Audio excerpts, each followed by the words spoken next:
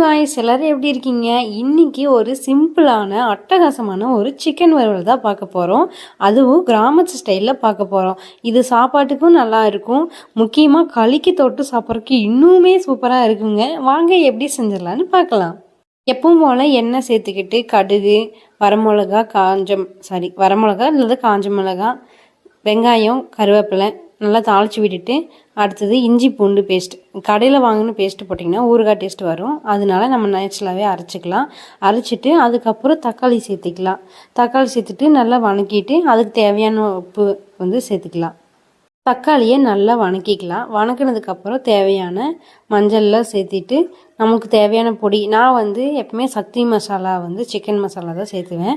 இதை விட டேஸ்ட் குழவி மசாலான்னு ஒன்று இருந்துச்சு. ஆனால் என்னன்னு தெரியல, சமீப காலமாக வரலை. நான் இந்த இஞ்சி பூண்டு பேஸ்ட்டு இப்படி தான் அரைச்சேன். கொஞ்சமாக சேர்த்துக்கிட்டு இது மாதிரி அரைச்சி வச்சுப்பேன். ஃப்ரிட்ஜ் இல்லாதங்காட்டிக்கு நான் அப்பப்போ தான் சேர்த்து அரைச்சிப்பேன்.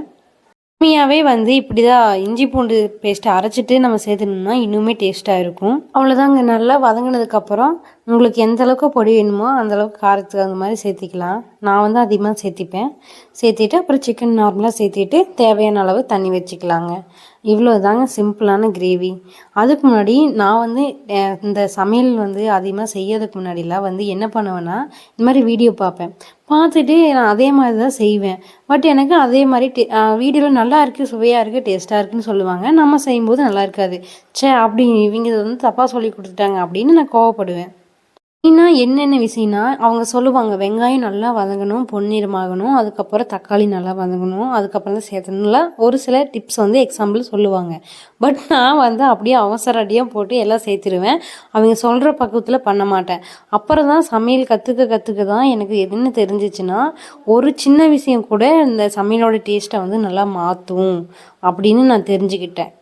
அதுக்கப்புறம் தான் நான் என்ன சொல்ல வரேன்னா, இந்த சமையல் பொறுத்த அளவுக்கு இஞ்சி பூண்டு பேஸ்ட்டு தான் நல்லா டேஸ்ட் கொடுக்கும். சரி, இதை ஸ்கிப் பண்ணிவிட்டு மற்றபடி போட்டுடலான்னு பார்த்தீங்கன்னா அந்தளவுக்கு டேஸ்ட்டு வராது. இந்த மாதிரி சின்ன சின்ன டிப்ஸ் தான் சமையலுக்கு ரொம்ப சுவையை கொடுக்கும் அப்படின்னு நான் லேட்டாக தான் தெரிஞ்சுக்கிட்டேன். ஸோ நீங்கள் சீக்கிரமாக தெரிஞ்சுக்குங்க. பிகினர்ஸ்க்கு ரொம்ப யூஸ்ஃபுல்லாக இருக்கும். முக்கியமாக தாளிக்கும் போது சீரகம், வெந்தயம் இந்த மாதிரி ஏதாவது நம்ம போடுற மாதிரி இருந்துச்சுன்னா, கருகிருச்சுன்னா தயவு செஞ்சு அப்படியே கண்டினியூ பண்ணிடாதீங்க. நல்லாவே இருக்காது. கொஞ்சம் நம்ம அதை வடிகட்டிட்டு அதுக்கப்புறம் அந்த எண்ணெயாவது யூஸ் பண்ணிக்கலாம். இந்த மாதிரி சமைக்கும் போது இந்த மாதிரி டிப்ஸ் சொல்கிறது உங்களுக்கு பிடிச்சிருந்துச்சுன்னா கண்டிப்பாக கீழே கமெண்ட் பண்ணுங்கள். நல்லா ஆவி பறக்க கொதிச்சிட்ருக்கு.